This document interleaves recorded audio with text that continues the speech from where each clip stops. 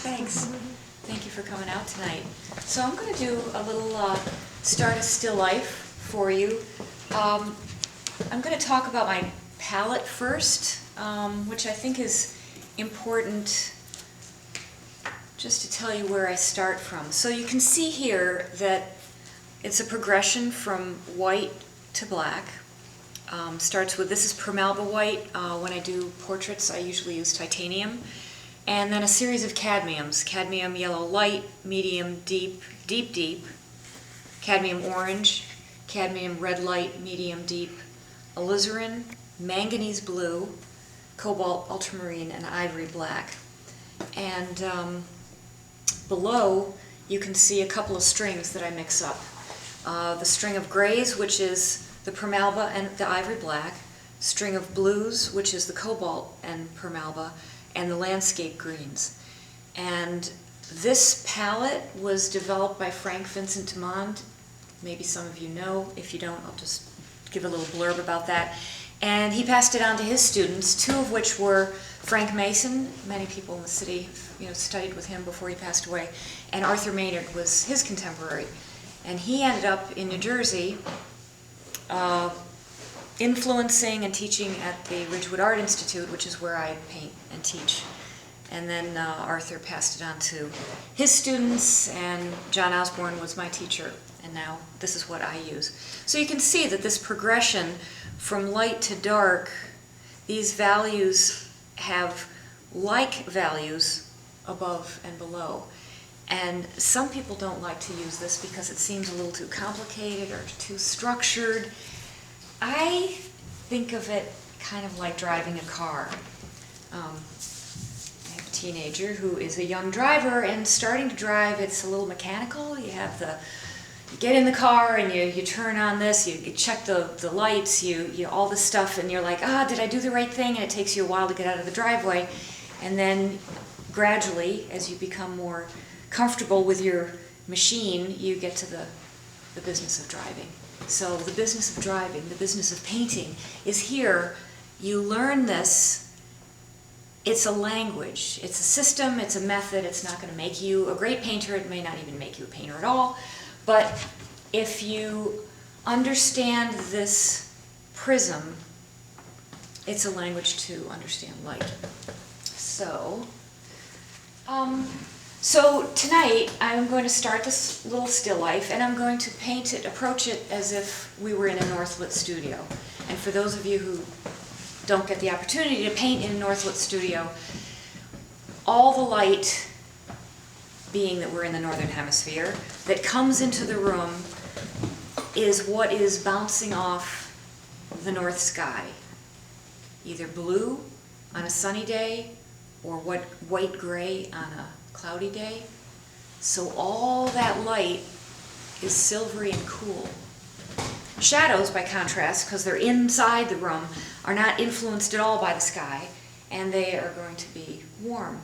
So we have this constancy in the Northlight studio that you don't have in a studio that gets sunlight or incandescent light. And it's a beautiful counterpoint between the light, the dark, the cool, the warm. Opposite when you're painting outside. So the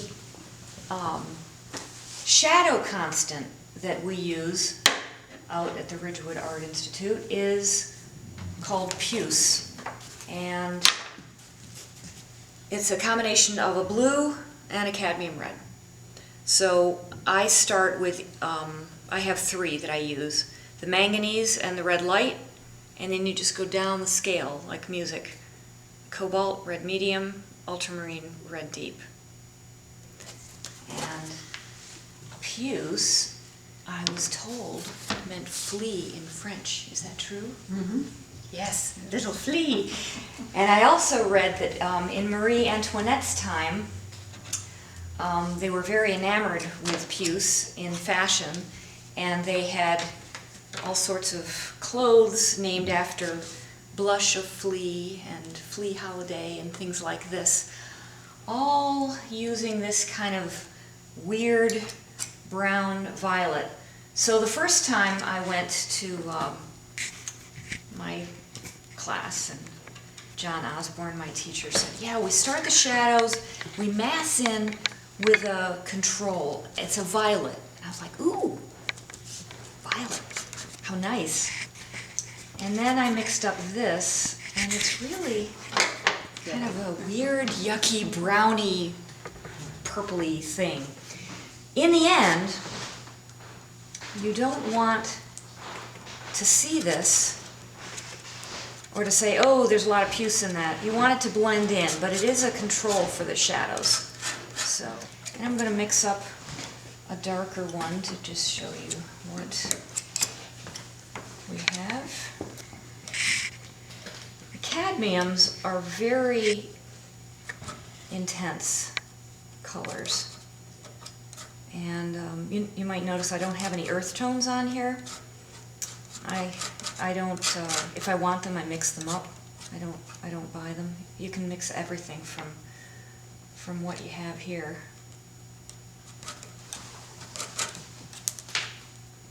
So a lot of the way that I mix ends up to be, these are only 2 steps, but it's a mini string. Okay. So this canvas is it's on Belgian linen, and it's been hand primed with white lead and rabbit skin glue, and then I tone it. So you're already starting with it nicely. So I'm not going to make this, just kind of getting a couple shapes in there. It's not drawn with hard lines. In fact, I think that if you can hold your brush down at the end and not get too tight into the drawing, it's going to be better for you. Shadows.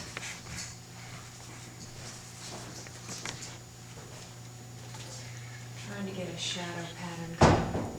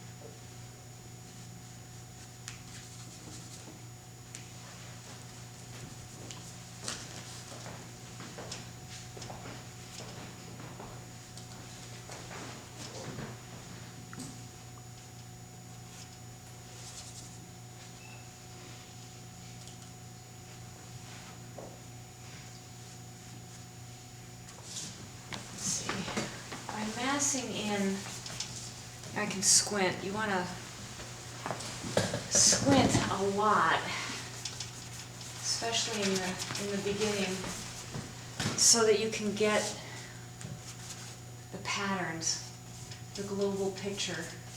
And by massing in your darks, the painting will have a cohesive look to it.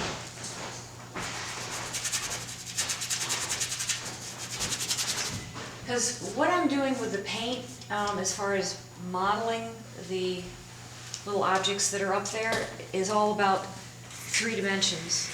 Making triads of light side, shadow side, medium side. It's going to give you form. That's about the 3 dimensions. But what happens here, and massing in the whole painting and where it sits on this, is about the 2-dimensional surface and composition.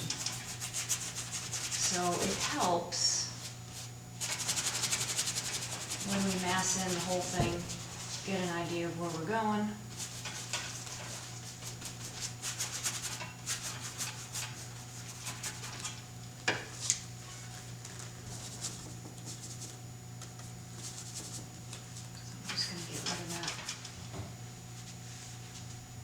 kind of brushes do you like to use, Rebecca?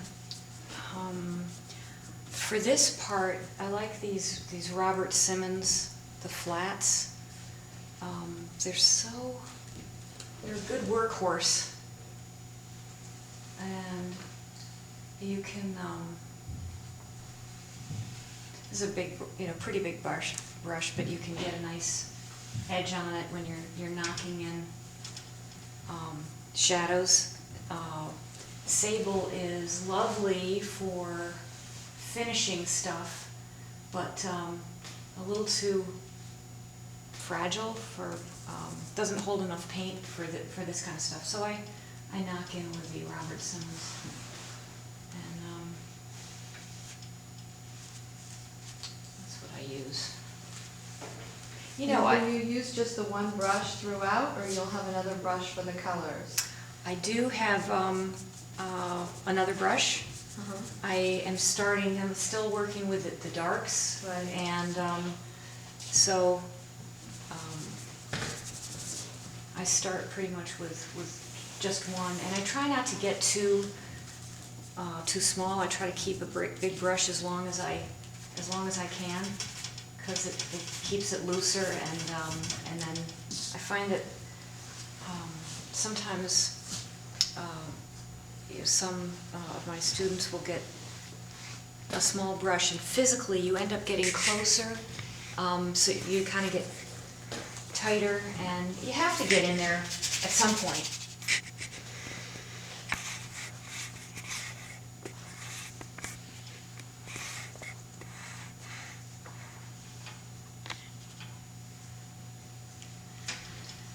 So if this were a Northlit studio, like I was talking about, and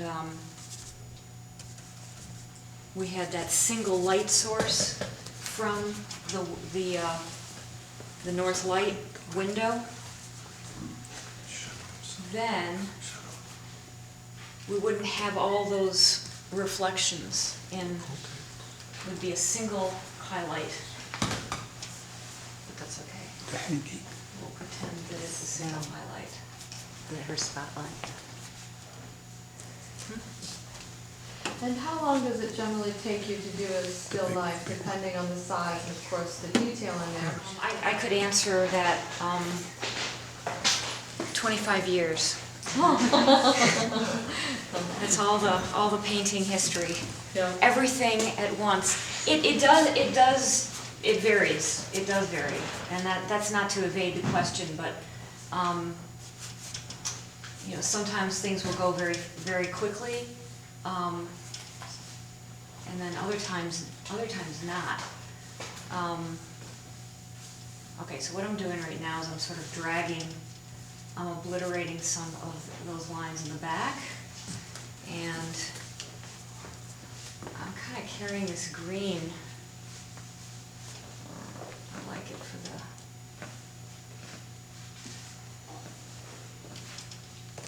these other guys. Okay, so in nature, you don't find those bright colors, rarely. Like the only thing I can think of that might really be a cadmium orange would be an orange peel. That cobalt you just don't find in nature. So if you go outside into the landscape, you'll see so much gray. So much of our vivid world is really shades of gray with varying chroma in it. Okay, now is laying in some of the lights.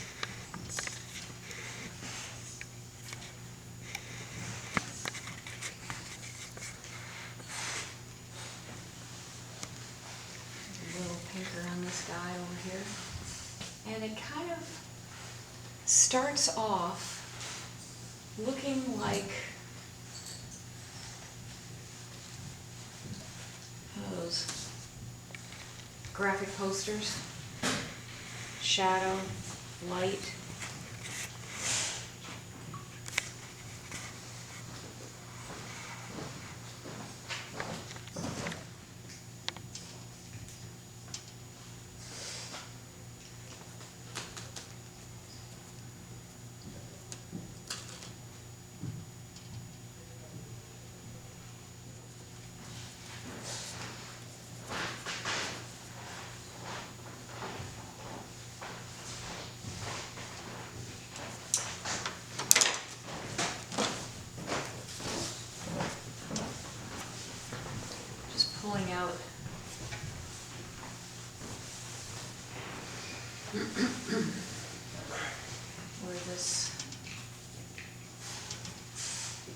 I draw a lot with my little rag dudes.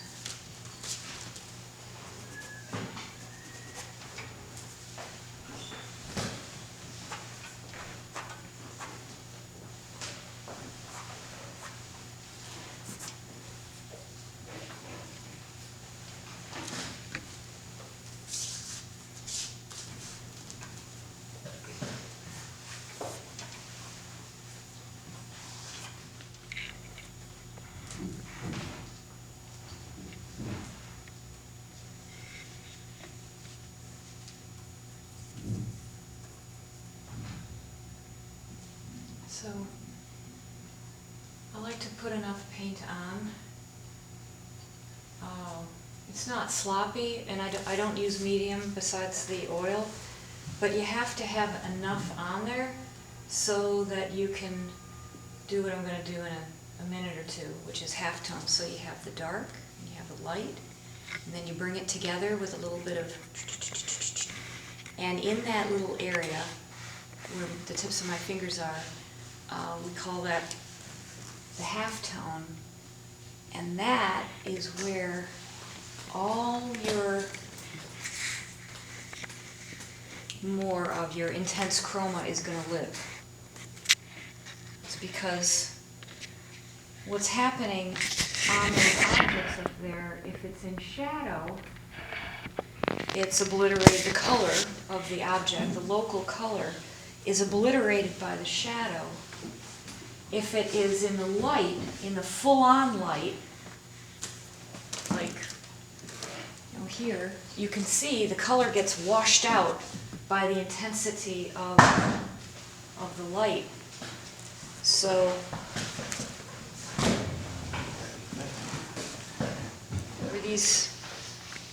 where these two meet.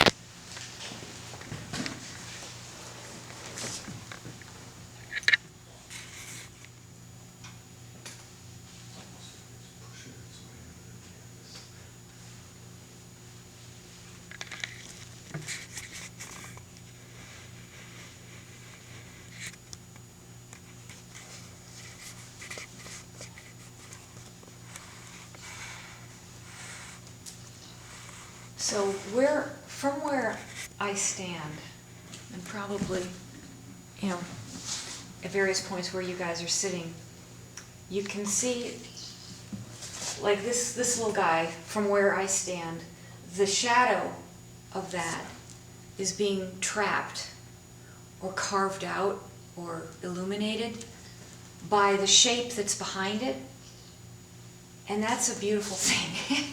So when you're setting up your still life, okay, this is probably going to age me, but actually these were in reruns. I used to watch The Honeymooners in reruns, of course. I wasn't old enough to see them go around the first time. But so it's Ralph Cramden and Art Carney, and Ralph Cramden, the Ed Norton character. Remember, he'd get ready to golf, and he'd do this, and then he'd move back. And then he'd come back to it, and then he'd go like this, never touching the ball, and he'd come back, and he'd do this. And he's like, will you get going?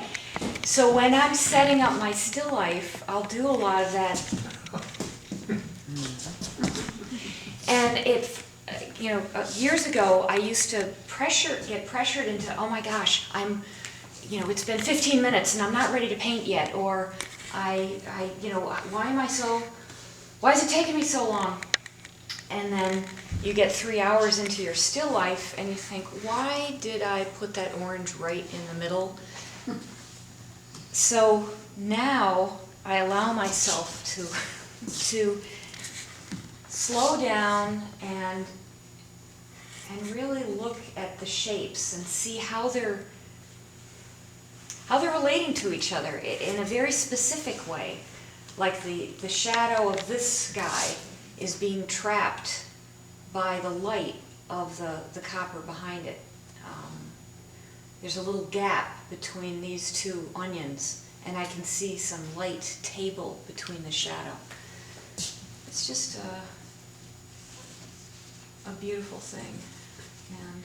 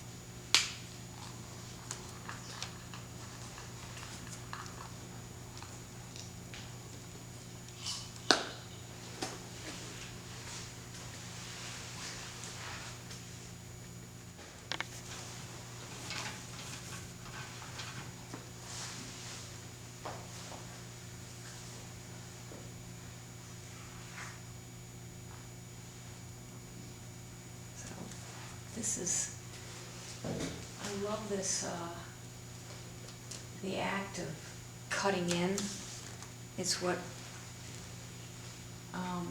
we call when you're painting the background and you cut into the, so if this is the negative shape that's around the object, and you paint in to the object. I don't know why I love that so much, but I do. It just defines things.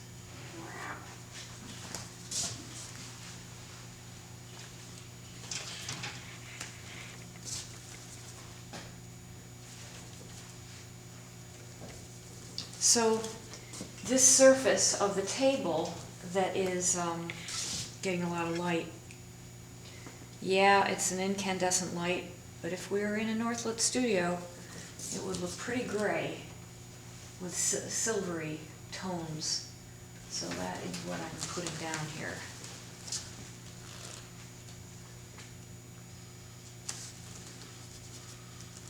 Make sure I'm not getting this out.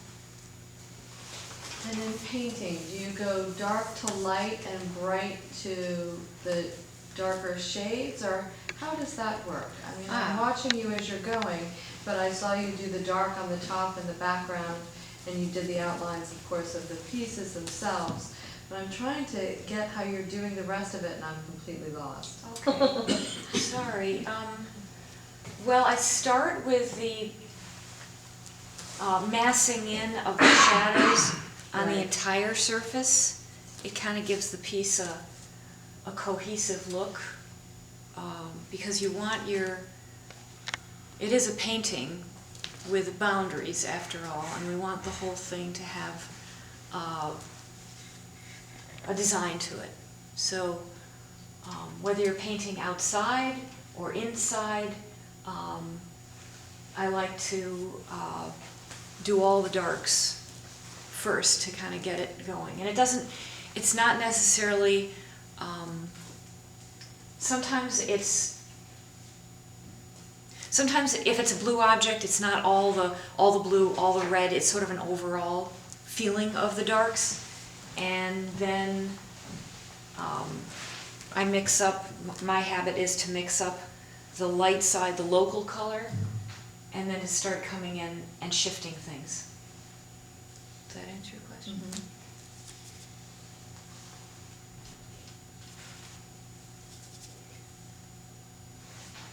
So in putting in, when I put in the local color, it's the average. So it's not the brightest bright, it's the medium bright, and then the medium dark, half tone, and then you have to earn your highlights. You have to do the work before you get to put in the fun things.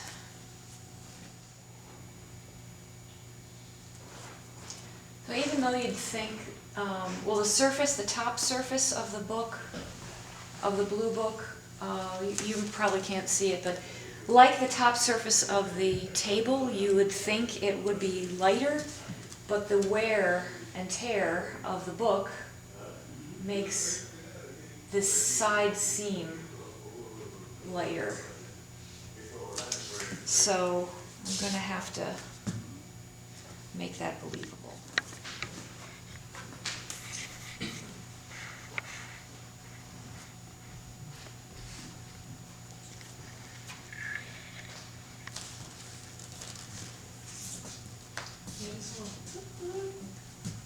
Clear.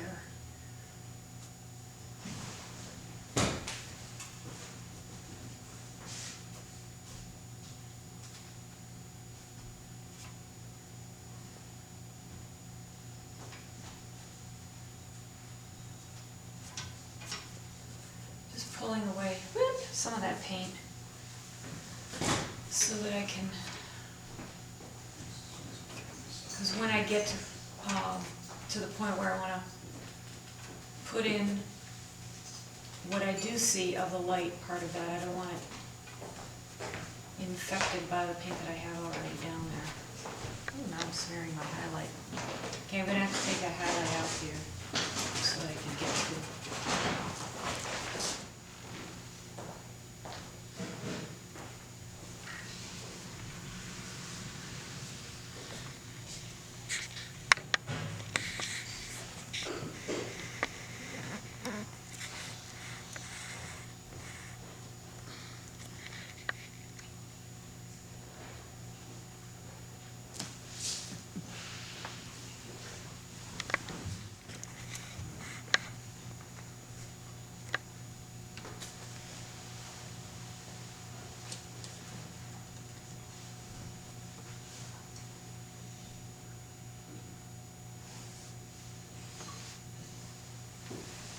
With the orangey stuff over here for the garlic. If you use colors everywhere, then again the piece is cohesive. You want to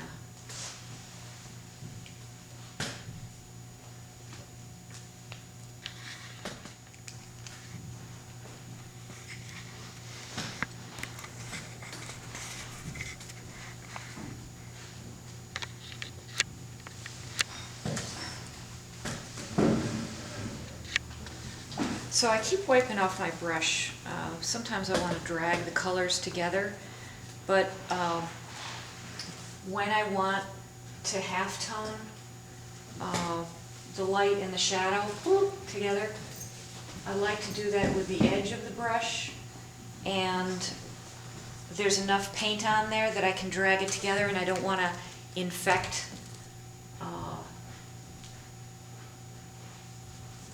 one color into another unnecessarily.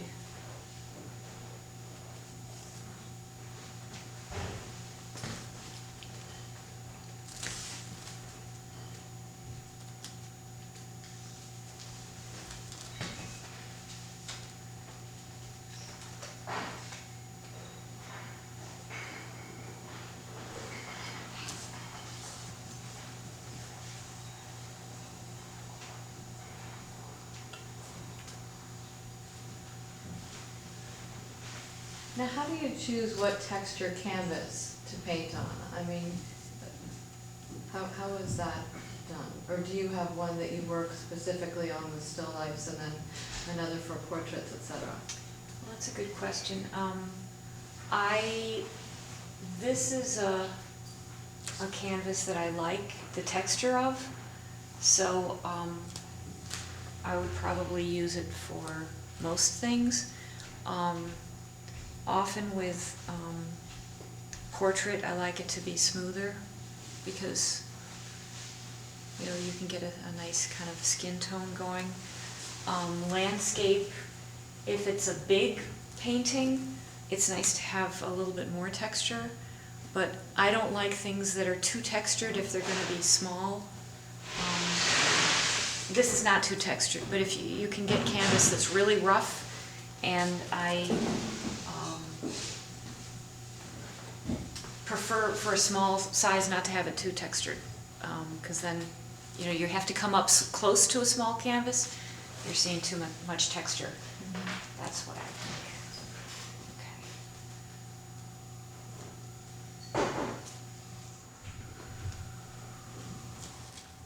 So for the highlights, I'm having a little bit of manganese dulled with some orange. So you have the manganese blue complement orange, a little bit of white. It's to mimic the silveriness coming in the window over there.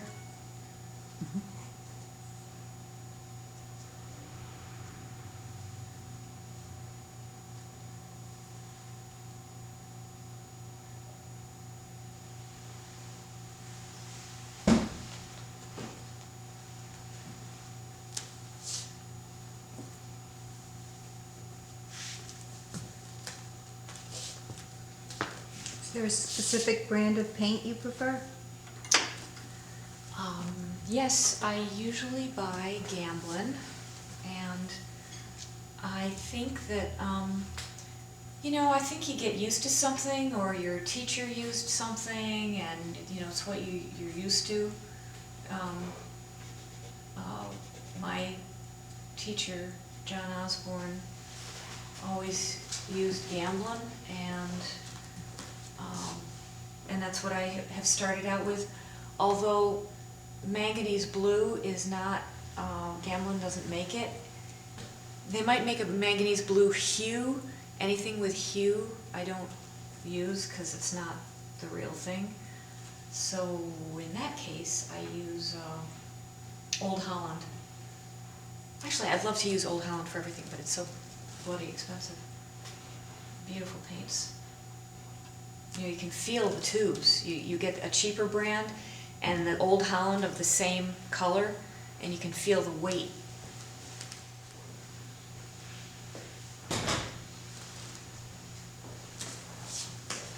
So as you have an object in the light, so light's coming from this side, it's going towards the light, but away from you. So as an object turns into the light but away from you, you want to hit it with a little bit of gray, because it's getting flooded out with the light, and as it turns away from us, we see less of the chroma.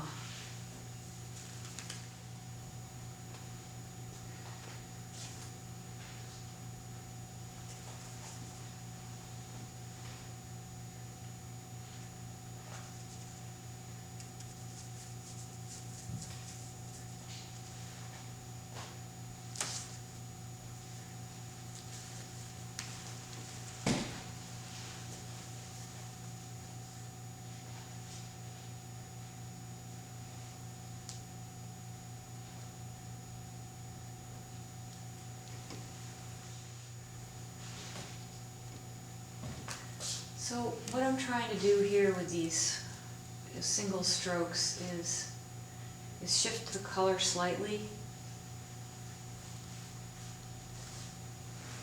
from the warm darks into the cool lights,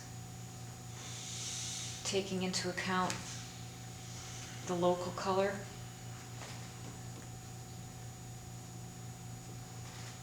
And these kind of transparenty skins.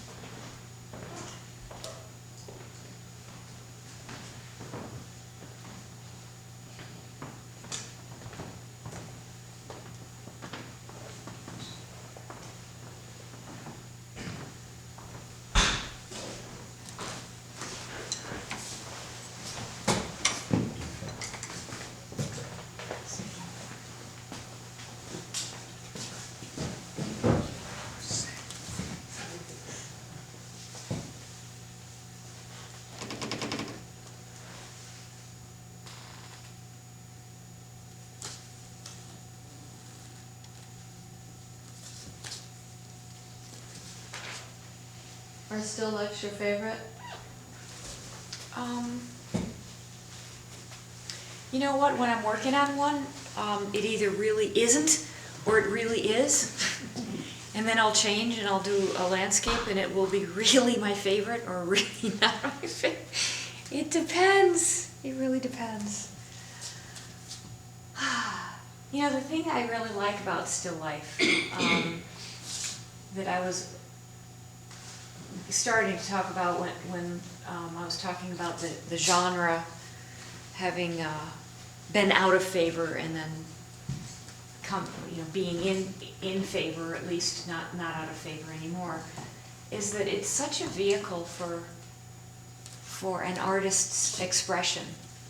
You know, whether you're a photographer or a collage artist or painter, traditional painter like I am, it's really a way to storytell. You know, in the 1600s when still life started to climb out of its lower hierarchy, some of you may know from museums the vanitas paintings of a skull, and often there's a skull, a candle, time's running out, dude, something like that going on. And that was very popular, obvious storytelling and, symbolism. It's just an easy opportunity to tell a story.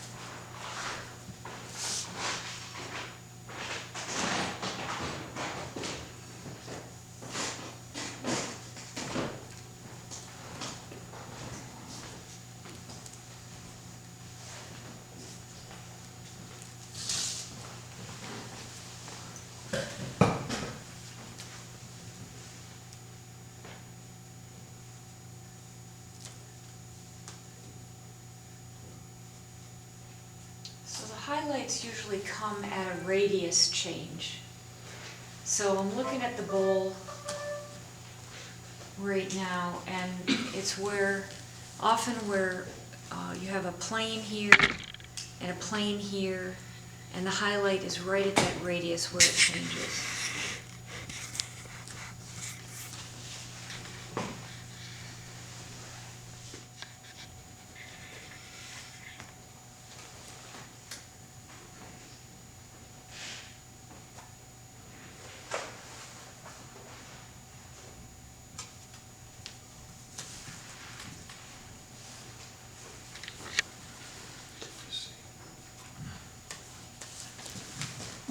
Have I been standing in front of the painting the whole time?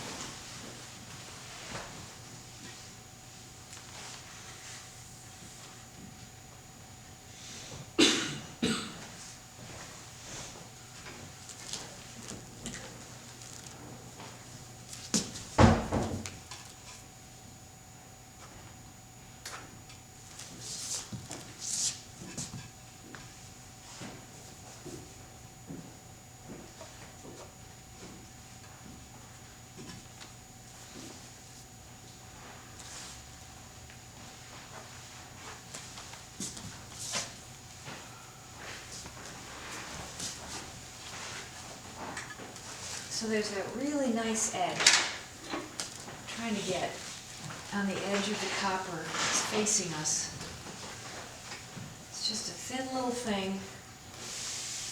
And it's just really nice.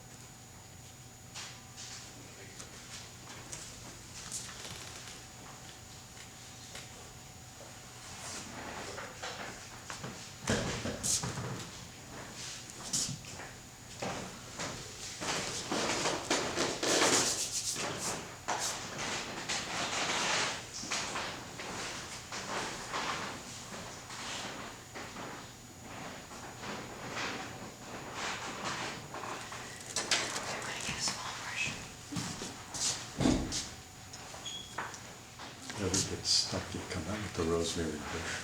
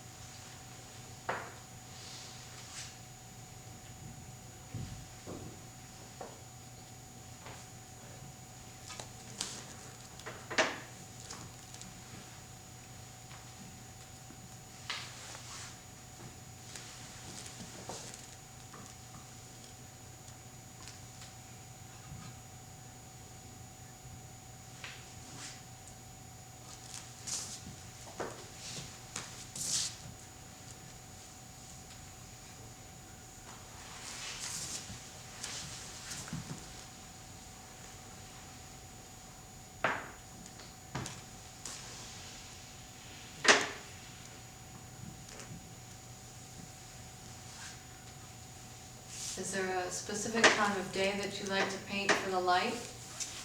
You know what, it's this time of year is tricky because the day is so short.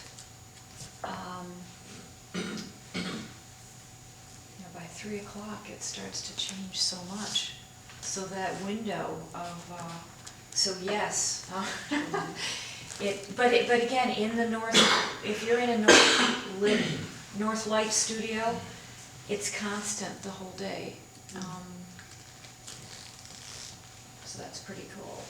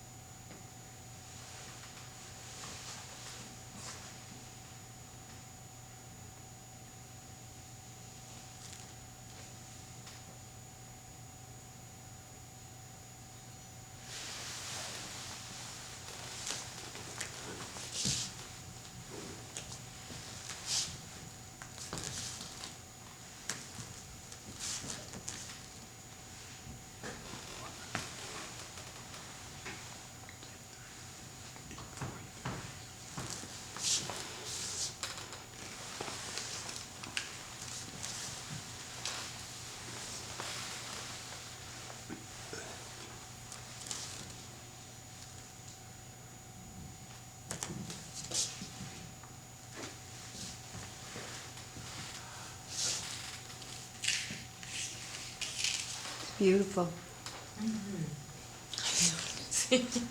Realizing, oh my goodness, that is a glare.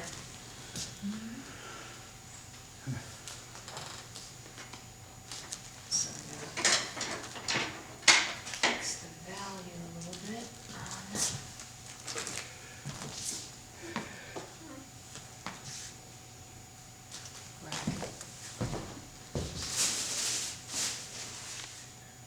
Okay. I want to, this front guy is not quite as dark as the back guy.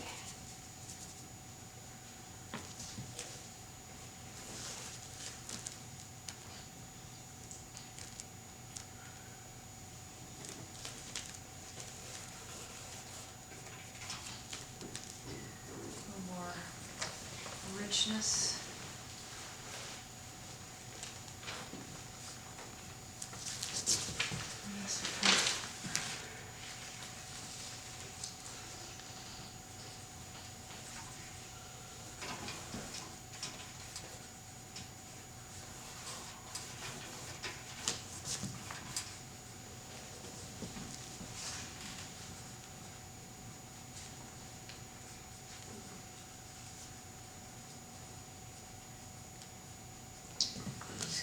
some clean gray in there in a couple spots.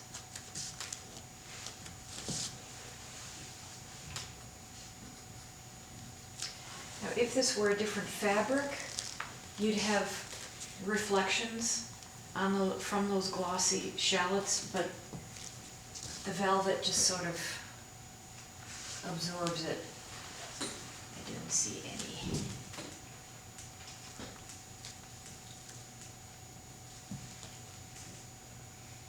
Alternate blue.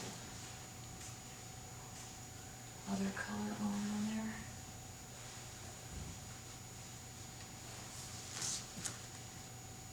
Okay, so what's going on with that book?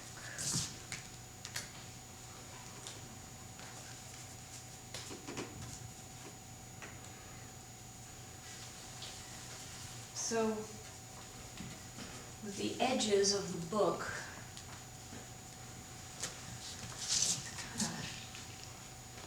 kind of thin. I just want to indicate that the board covering back has a thickness.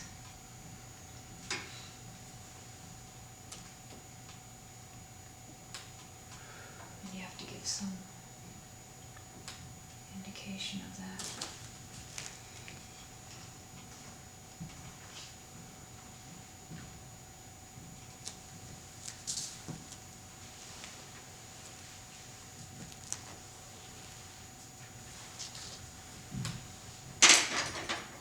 Without getting too crazy.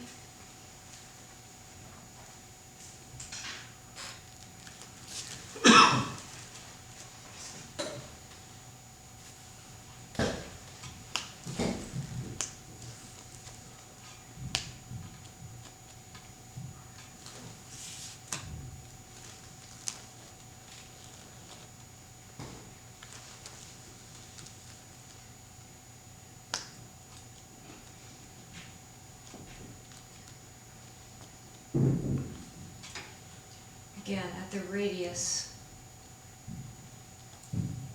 is where we get the light.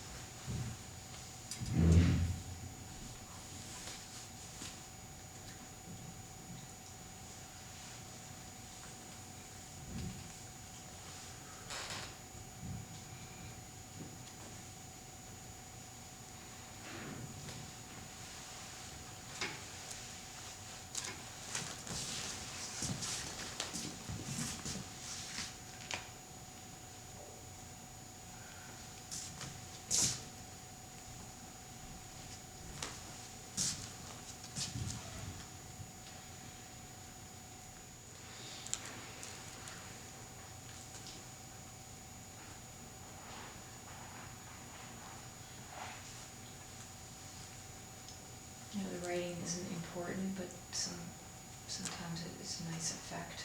A little bit of something going on.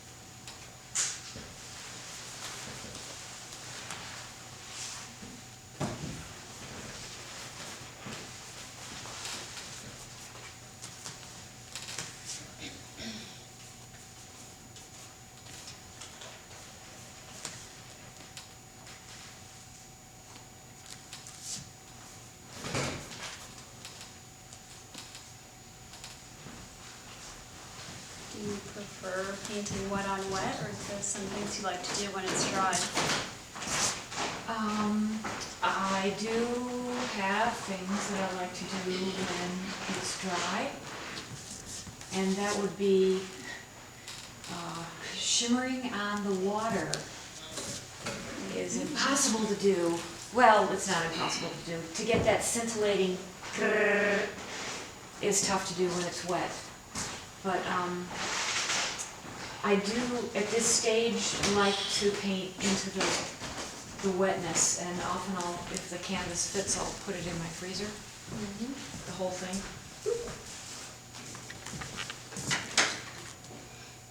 But it's a good point. Things that you just want. So I'm just at the last, putting a little bit of this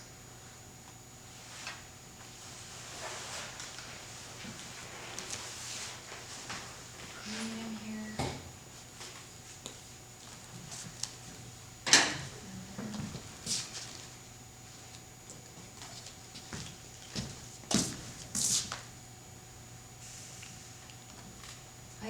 I do like to see brush strokes, but in the dark paint, the brush strokes often catch the light and alter the value, and that makes me wild, so I don't like that. So I'm just using a soft brush to obliterate some of the brush strokes in the dark area.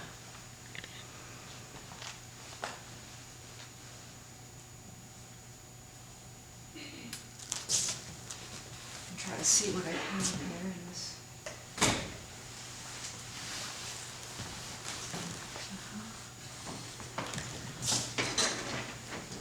Ah! Don't you hate that when that happens?